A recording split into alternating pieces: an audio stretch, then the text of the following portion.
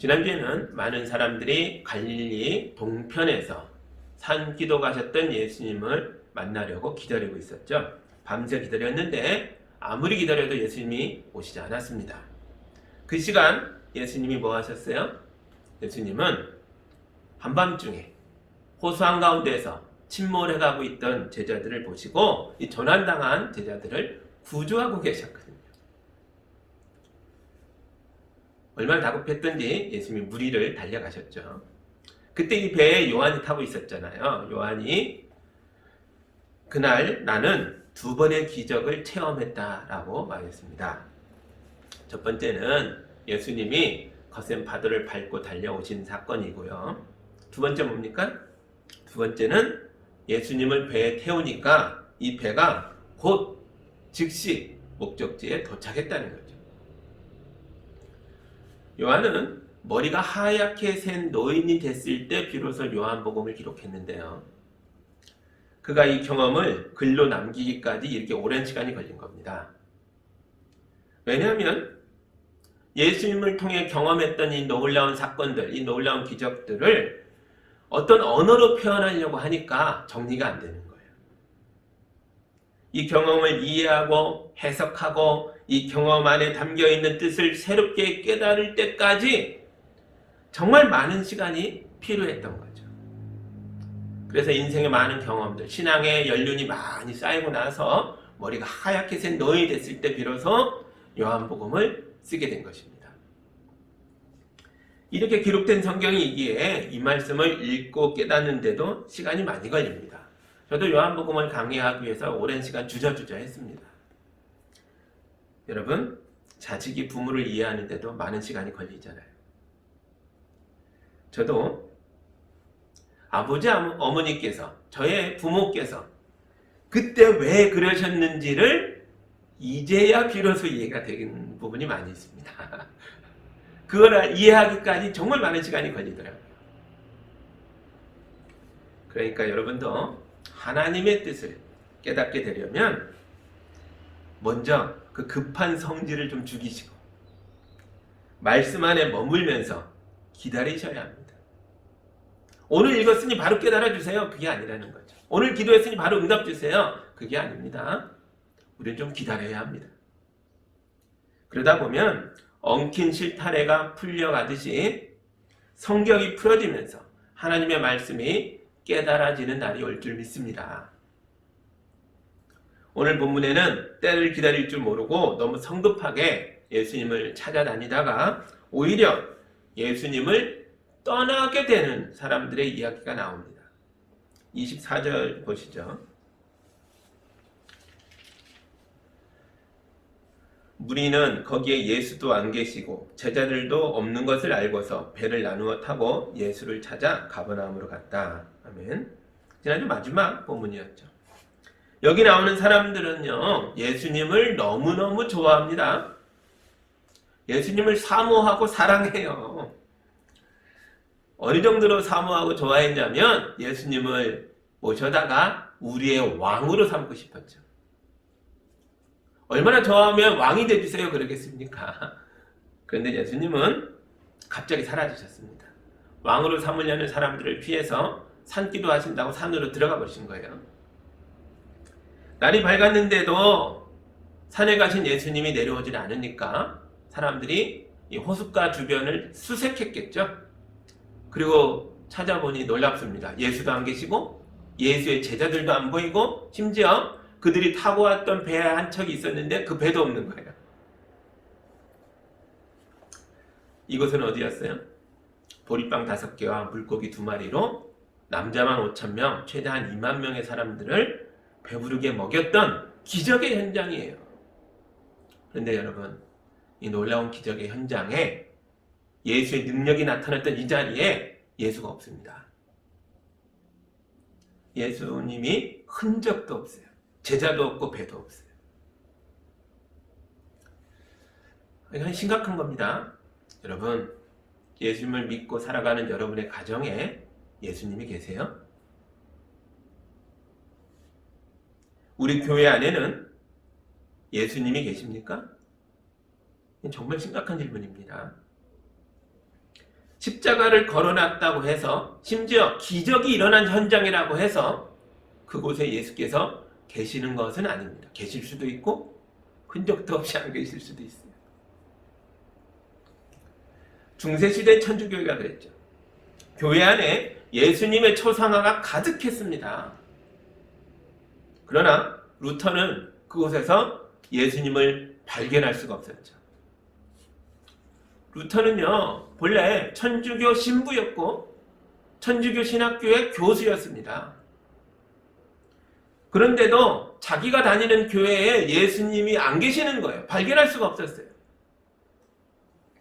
그때 루터가 한 일은 성경을 읽는 거였습니다.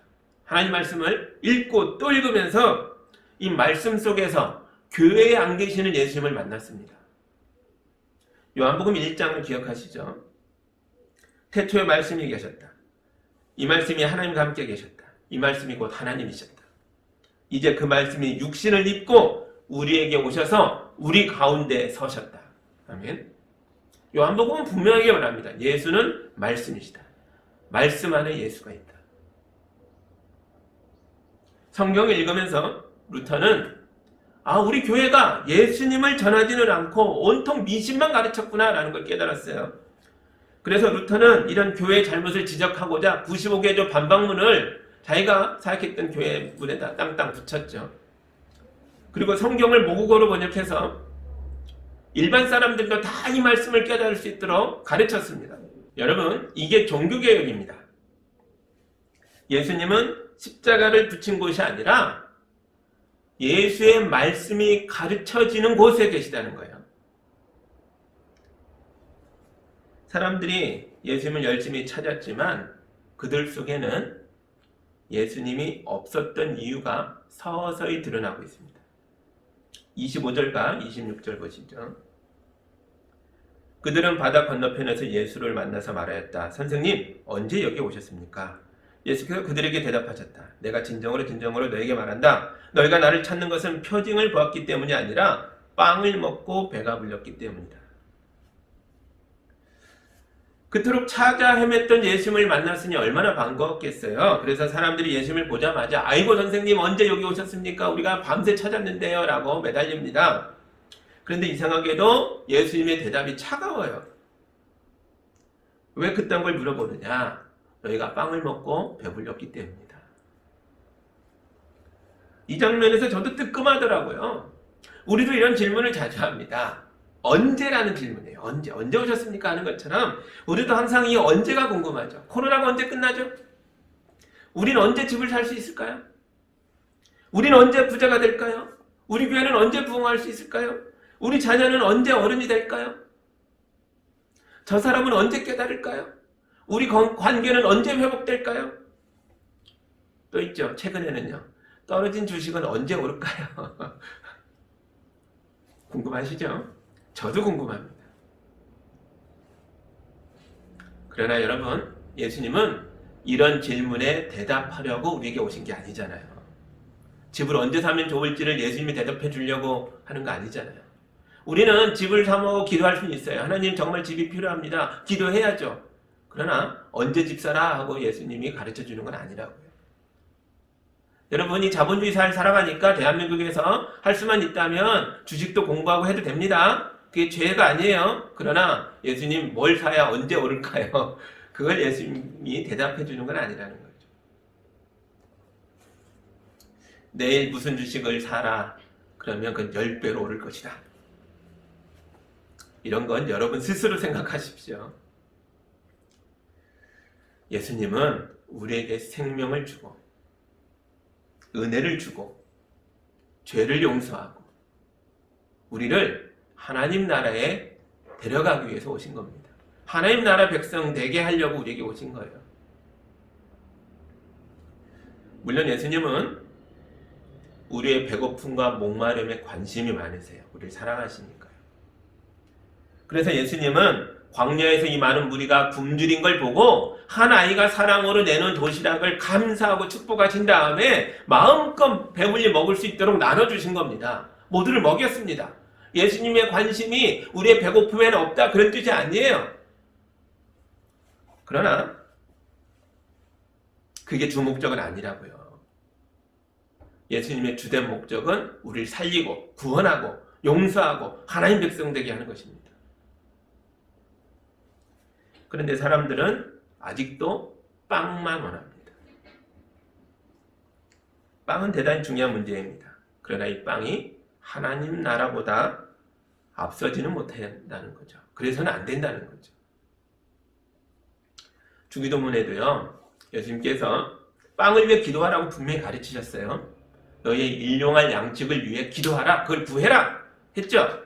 그러나 그것이 첫 번째 기도가 아니었어요. 그 앞에 뭐가 있습니까? 제일 먼저 해야 할 기도가 무엇입니까? 하나님 나라의 뜻이, 하나님의 뜻이 이 땅에서도 이루어지기를 기도하라. 이게 첫 번째입니다. 예전에 어떤 여자 집사님이 저에게 상담을 요청했어요. 이분 남편이 교회를 다니지 않는 분이라는 걸 제가 알고 있었어요. 그래서 가정의 구원 문제를 위해서 기도하시나 보다. 그걸 의논하시나 보다. 그렇게 생각했는데 아니더라고요. 이분 남편이 찜질방 사업을 시작하셨는데 돈은 안 벌리고 적자만 쌓이고 있는 거예요. 목사님, 남편의 찜질방 사업이 언제 대박이 날까요? 그거 물어보시더라고요. 그냥 너무 난감했어요. 제가 어떻게 합니까? 그 마음은 이해가 돼요. 남편이 많은 돈을 들여서 사업을 시작했는데 잘 안 되고 있으니까 얼마나 걱정됩니까? 속이 얼마나 타들어가겠어요. 목사님, 언제 좋아질까요? 언제 우린 돈을 벌 수 있을까요? 그 사업이 언제 잘 될까요? 언제 대박 날까요? 하지만 안타깝게도 전 대답할 말이 없더라고요. 그건 잘 모르겠어요. 제 영역도 아니잖아요. 하나는 분명히 압니다. 비록 지금 사업이 어려울지는 몰라도 이 가정이 예수님을 온전하게 믿는 가정으로 거듭나게 되면 이 집에 하나님의 나라가 지금 당장 임하리라는 것은 잘 압니다. 그래서 그날 제가 집사님 붙들고 이 가정의 구원을 위해서, 특별히 예수님을 모르는 남편이 말씀을 깨닫고 예수님을 만나서 변화되는 인생을 살게 되기를 위해서 간절히 기도했습니다. 예수님도 간절한 마음으로 이 사람들에게 하나님 나라의 진리를 선포하고 있습니다. 27절 보시죠. 너희는 썩 없어질 양식을 얻으려고 일하지 말고 영생에 이르도록 남아있을 양식을 얻으려고 일하여라. 이 양식은 인자가 너희에게 줄 것이다. 아버지 하나님께서 인자를 인정하셨기 때문이다. 아멘. 예수님은 사람들이 빵에 대해 품고 있는 욕망을 썩어 없어질 양식이다 라고 말합니다. 빵이라고 하니까 이 사람들의 욕망이 참 소박해 보이죠. 예수님 빵을 무시해? 그렇게 보이기도 합니다. 아닙니다. 그런 게 아니에요. 잘 보시면 이 사람들이 원하는 건요, 그냥 한 끼를 때울 빵이 아니라는 거예요. 지금은 빵이지만 다음엔 땅일 겁니다. 이게 무슨 말이냐면요, 이 사람들은 예수를 왕으로 모시려고 했던 사람들이잖아요. 지금 이 사람들이 요구하는 빵은 사실은 세상을 뒤집어 엎어버릴 혁명입니다. 그걸 요구하고 있는 거예요. 권력자들이 쥐고 있던 자리를 빼앗겠다는 거죠. 지주들이 탐욕스럽게 우리를 소장농으로 부리고 있는 그 땅을 뺏겠다는 거죠. 예수님이 세상을 뒤집어 엎어주셔서 새로운 세상을 달라는 거예요. 그게 빵입니다.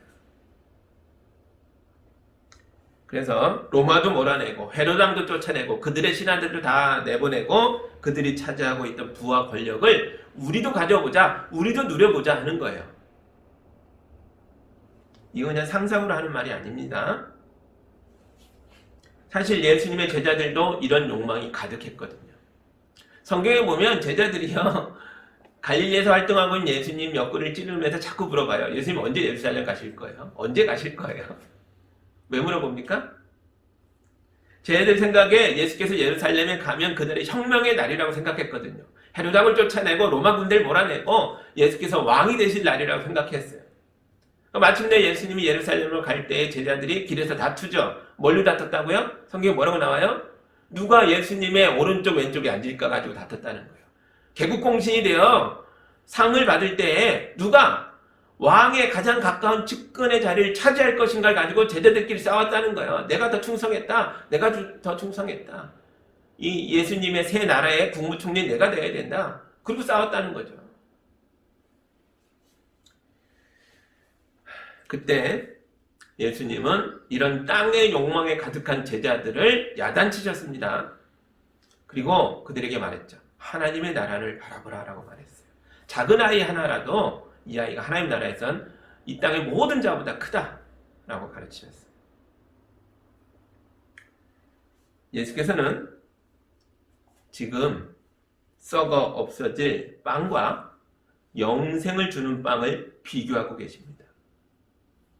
썩어 없어질 빵은 이 땅의 나라이고 영생의 빵은 하나님 나라였습니다.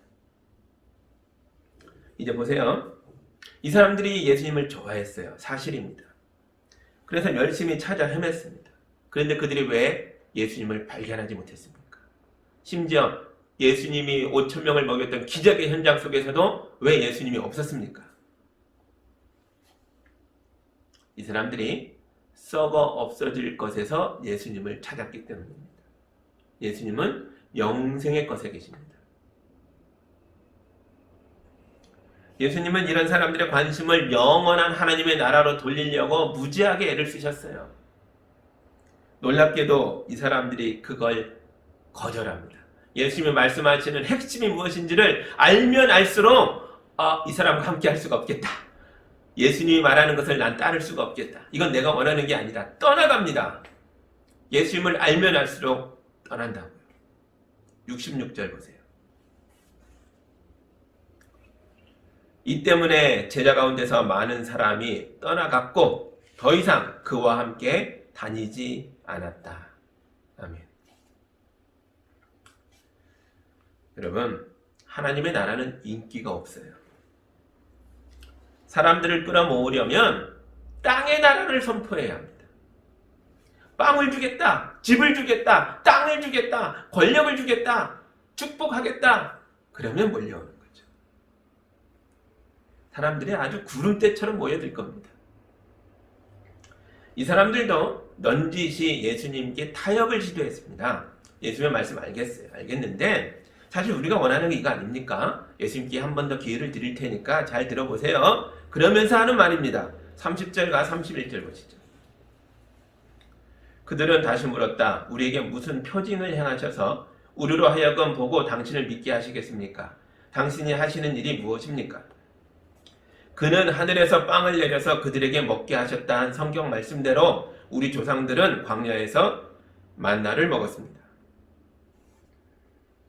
이들은 이집트 노예였던 조상님들이 어떻게 하나님 나라의 백성이 됐는가를 설명하고 있어요. 예수님 이걸 모르는 게 아니잖아요. 그런데 굳이 성경을 인용하면서 얘기합니다. 핵심은 이거예요. 우리 조상들이 광야에서 만나를 먹었다 이겁니다. 이게 무슨 말이에요?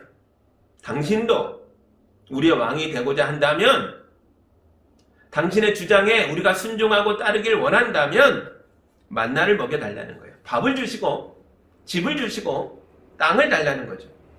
그러면 우리가 충성하겠다는 겁니다. 여러분, 이들의 요구는 대단히 천박하지만 또한 대단히 솔직합니다. 우리 안에도 이 욕망이 있잖아요. 중세 천주교회가 왜 타락했습니까? 교회가 이런 요구와 타협했기 때문이에요. 교황은 자기의 권력이 왕들보다 더 크길 원했습니다. 방법은요, 사람들의 지지를 받으면 되죠. 이 나라의 백성이 자기 왕보다 교황을 더 지지하면 교회의 권력이 더 커지는 거죠. 사람들의 지지를 받으려면 뭐 해야 돼요? 사람들의 인기 있는 걸 해야죠. 사람들의 마음을 잡아야죠. 뭐합니까? 교회는 사람들의 지지를 모으고 사람들의 마음을 교회에 붙들어 놓기 위해서 전 세계에서 성자들의 유물을 수집했어요. 베드로의 손가락 뼈라든지 뭐 도마 사도의 갈비뼈라든지 이런 진짜인지 아닌지 아무도 몰라요. 하여튼 그런 유물들을 모아서 교회에 전시합니다. 그리고 이렇게 얘기해요. 치유 성자의 유물을 만지거나 그거와 기도하면 병이 납니다. 복을 주는 성자에게 기도하면 사업이 잘 된다. 어느 성자는 결혼을 축복하는 성자니까 그 성자에게 와서 그 성자의 유물이 있는 교회에서 기도하면 좋은 배우자를 만난다. 사람들이 몰려들었겠어요? 아니겠어요? 몰려들죠. 심지어 교황청에서도 면죄부를 팔았습니다. 돈을 내면 죄를 면해주고 내세의 벌도 면해주고 심지어 죽은 아버지가 죄가 많아서 지옥에 갔다 할지라도 자식이 면죄부를 많은 돈을 내서 아버지의 이름으로 사주면 동전이 땡그랑하고 떨어지는 그 순간 아버지의 영혼이 지옥에서 천국으로 휙 차원 이동해서 옮겨갈 것이다. 이렇게 가르쳤어요. 얼마나 쉬워요. 돈만 내면 된다는 거예요. 사람들이 너도 나도 면죄부를 사면서 교회가 세상의 돈을 싹싹 긁어 모았습니다. 그걸 뭐 했어요? 로마에 가면 성 베드로 성당 있죠? 그 면죄부 판 돈으로 세운 성전이에요. 인류의 유산이지만 그 아름다운 성전이 사실은 이런 추악한 이면을 가지고 세워진 성전이라는 거죠. 여러분, 교회가 썩어 없어질 양식을 부지런히 팔았습니다. 그동안 뭘 못해요? 생명의 양식을 말하지 않는 거예요. 하나님의 나라의 선포를 말하지 않는 거예요. 이제 예수께서 가르쳐 주셨던 하나님의 나라는 어디로 갔을까요? 그래서 루터가 성경책을 들고 나와서 우리가 예수께로 돌아가자라고 외친 거예요. 이게 종교개혁이죠. 사람들은 예수님께서 빵을 주시게만 하면 충성할 각오가 되어 있었어요. 몸이 부서져라 일할 각오도 되어 있었습니다. 그래서 예수님께 또 물어봐요. 28절이에요. 그들이 예수께 물었다. 우리가 무엇을 하여야 하나님의 일을 하는 것이 됩니까? 이 사람들은 유대인들이잖아요. 이들은 당연히 하나님의 일을 하고 싶습니다. 하나님 나라를 위해 일하고 싶어요. 그리고 그것이 땅의 복이 되길 원했어요. 이들 중에는 열심당이 있죠. 무엇이 하나님의 일인가? 이 하나님의 일이라는 단어를 제일 많이 사용했던 사람들이 이 시대의 열심당원들이라고 합니다. 예수님 시대에 여러 파벌이 있었는데 그 중에 하나가 열심당이에요. 이 사람들은 뭐 했냐? 독립운동을 한 거예요. 유대인 나라를 세우고자 하는 독립운동을 했어요. 굉장히 대단히 거친 방법을 했습니다. 요즘 말로 하면 테러리스트예요. 그러니까 칼을 품고 다니면서 로마의 앞잡이들을 헤로드 왕의 부하들을 암살하고 다녔어요. 시카리라고도 불렸어요. 시카리당이란 단독 칼을 뜻합니다. 그걸 품고 다니다가 길에서 찌르고 도망가고 하는 걸 하는 거죠. 테러리스트예요. 이게 하나님의 일이다라고 가르쳤다는 거죠. 하나님의 일을 위해서 잡혀 죽을 각오로 일하겠다는 거예요. 지금도 많은 사람들이 하나님의 일을 하겠다고 자신을 희생합니다. 이슬람 사람들은 더 독하죠. 폭탄을 들고 와서 자폭하기도 해요. 그게 신을 위한 일이라고 믿으니까요. 중세천주교회도 하나님의 일을 하기 위해서 칼을 들으라고 외쳤어요. 칼을 들어라! 무장해라! 그래서 중동으로 가서 성지인 예루살렘을 기독교 영지로 만들기 위해 싸우자 이렇게 외쳤습니다. 이 십자군 전쟁이죠. 10여 차례에 걸친 긴 시간 동안의 전쟁을 통해 유럽이 아주 초토화됐죠. 교회가 사람들에게 희생이 크면 클수록 네가 이 땅에서 누릴 빵도 커질 것이다 라고 가르쳤습니다. 충성하면 할수록, 희생하면 할수록 빵이 커질 것이다. 지금은 어떻죠? 지금도 안타깝지만 많은 교회들이 헌신을 강요합니다. 헌신을 많이 하는 사람이 더 큰 축복을 받는다라고 가르치고 있어요.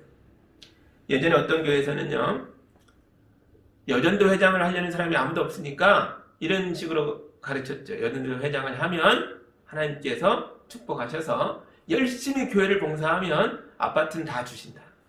집 주신다. 근데 예수께서 가르쳐 주신 하나님의 일은 이런 게 아니었어요.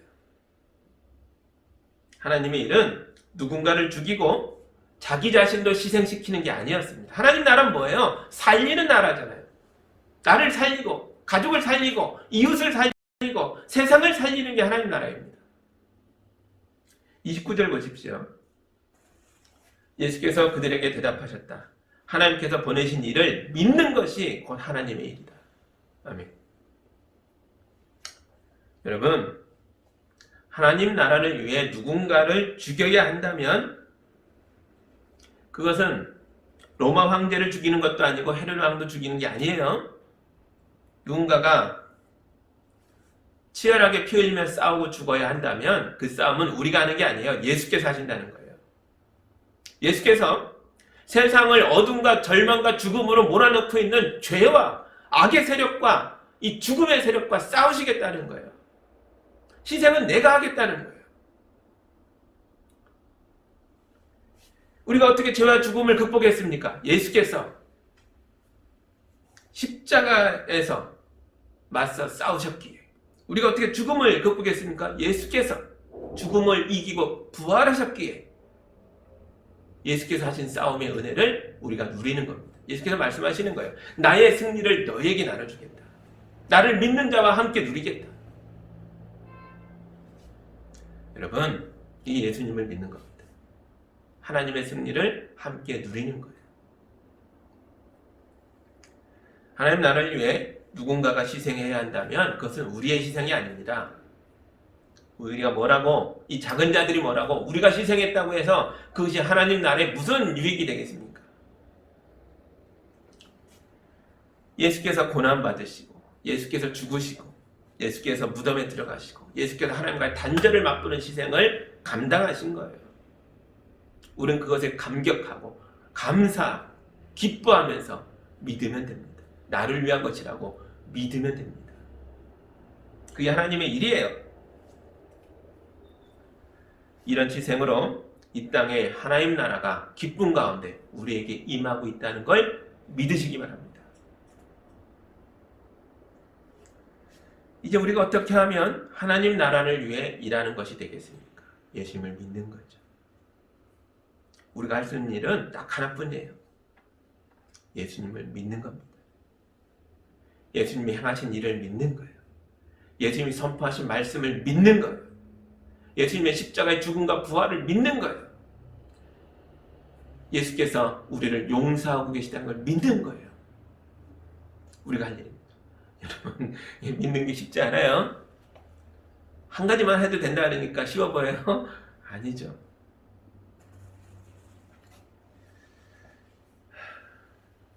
사람들이 예수님께 이걸 원했죠. 빵을 주세요. 빵을 주세요. 예수님의 대답은 이거밖에 없었어요. 35절 보십시오. 예수께서 그들에게 말씀하셨다. 내가 생명의 빵이다. 내게로 오는 사람은 결코 줄이지 않을 것이요. 나를 믿는 사람은 다시는 목마르지 않을 것이다. 아멘. 여러분, 예수님은 우리에게 빵을 주십니다. 근데 그건요, 어디 아파트 당첨도 아니고요, 주식이 뭐 대박을 치는 것도 아니고요, 하나님 나라입니다. 자기 몸이에요. 죄와 죽음을 이기고 거두신 부활의 승리를 우리에게 주시는 겁니다. 예수님을 믿으세요. 예수님을 먹고 마시기 바랍니다. 예수님을 누리십시오. 우리의 싸움은 따로 있습니다.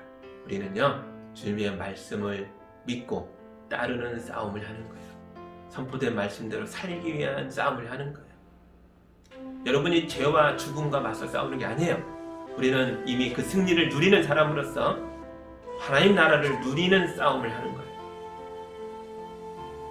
예수님을 먹고 마십시오. 그리고 하나님 나라를 여러분의 삶에서 기쁨으로 누려가시는 예수양기교회 성도들이 다 되시기를 주님의 이름으로 축복합니다.